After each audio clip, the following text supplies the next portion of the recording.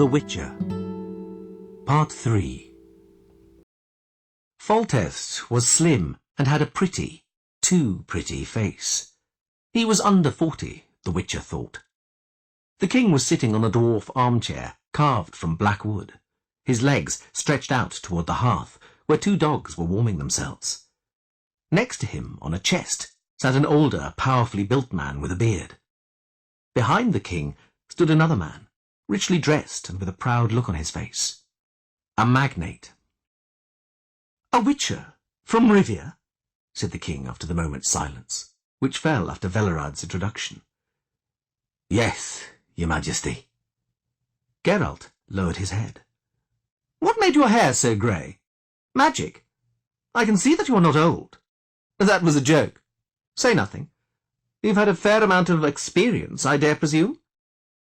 "Yes, your majesty." "I would love to hear about it." Geralt bowed even lower. "Your majesty, you know our code of practice forbids us to speak of our work." "A convenient code, Witcher. Very convenient. But tell me, have you had anything to do with Spriggans?" "Yes." "Vampires? Leshies?" "Those 2. Foltest hesitated. "Striggers?" Geralt raised his head, looking the king in the eyes. "Yes." Foltest turned his eyes away. "Velerad?" "Yes, gracious majesty." "Have you given him the details?" "Yes, your gracious majesty. He says the spell cast on the princess can be reversed." "I have known that for a long time." "How, Witcher? Oh, of course, I forgot. Your code of practice. All right, I will make one small comment. Several Witchers have been here already. Velerad, you have told him? Good. So I know that your speciality is to kill rather than to reverse spells. This isn't an option. If one hair falls from my daughter's head, your head will be on the block. That is all. Ostrit, Lord Segalin, stay and give him all the information he requires. Witchers always ask a lot of questions. Feed him and let him stay in the palace. He is not to drift from tavern to tavern." The king rose, whistled to his dogs, and made his way to the door, scattering the straw covering the chamber floor. At the door he paused. "If you succeed, Witcher, the reward is yours. Maybe I will add something if you do well.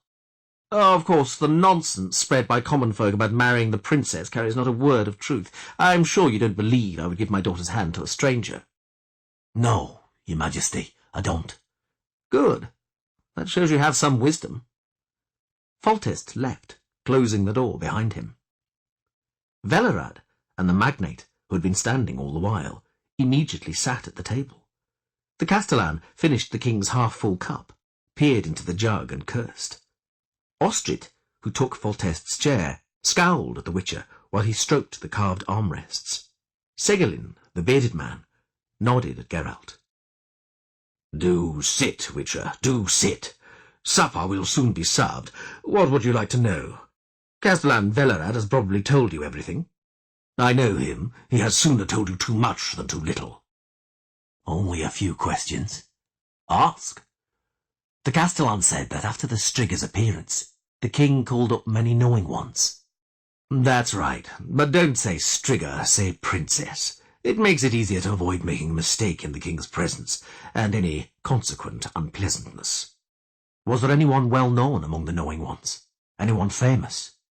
"There were such then and later. I don't remember the names. Do you, Lord Ostrit?" "I don't recall," said the magnate. "But I know some of them enjoyed fame and recognition. There was much talk of it." "Were they in agreement that the spell can be lifted?" "They were far from any agreement," smiled Segalin, "on any subject, but such an opinion was expressed. It was supposed to be simple, not even requiring magical abilities. As I understand it, it would suffice for someone to spend the night, from sunset to the 3rd crowing of the cock, by the sarcophagus." "Simple indeed," snorted Velerad. "I would like to hear a description of the princess." Velerad leapt up from his chair. "The princess looks like a Strigger," he yelled. "Like the most Striggish Strigger I have heard of. Her Royal Highness, the cursed royal bastard, is 4 cubits high, shaped like a barrel of beer, has a maw which stretches from ear to ear, and is full of dagger-like teeth, has red eyes and a red mop of hair. Her paws, with claws like a wildcat's, hang down to the ground. I'm surprised we've yet to send her likeness to friendly courts. The Princess Plague Choker is already 14. Time to think of giving her hand to a prince in marriage." "Hold on, Velerad," frowned Ostrid, glancing at the door. Segolin smiled faintly. "The description, although vivid, is reasonably accurate, and that's what you wanted, isn't it, Witcher?"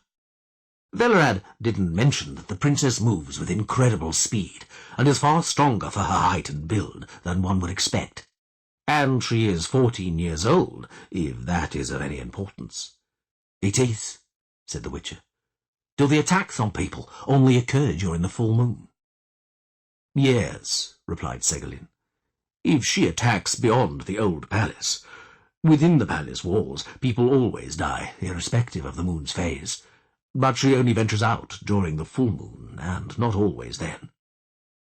"Has there been even one attack during the day?" "No." "Does she always devour her victims?" Velerad spat vehemently on the straw. "Come on, Geralt, it'll be supper soon. Pish! Devours, takes a bite, leaves a side. It varies, according to her mood, no doubt. She only bit the head from one. Gutted a couple, and a few more she picked clean to the bone, sucked them dry, you could say." "Damned mothers! Careful, Velerad," snarled Ostrid. "Say what you want about the Striga, but do not insult Ada in front of me, as you would not dare in the king's presence." "Has anyone she's attacked survived?" the Witcher asked, apparently paying no special attention to the magnate's outburst. Segolin and Ostrid looked at each other. "Yes," said the bearded man. "At the very beginning, 7 years ago, she threw herself at 2 soldiers standing guard over the crypt. One escaped." "And then," interrupted Velerad, "there was another, the miller she attacked near the town. You remember?"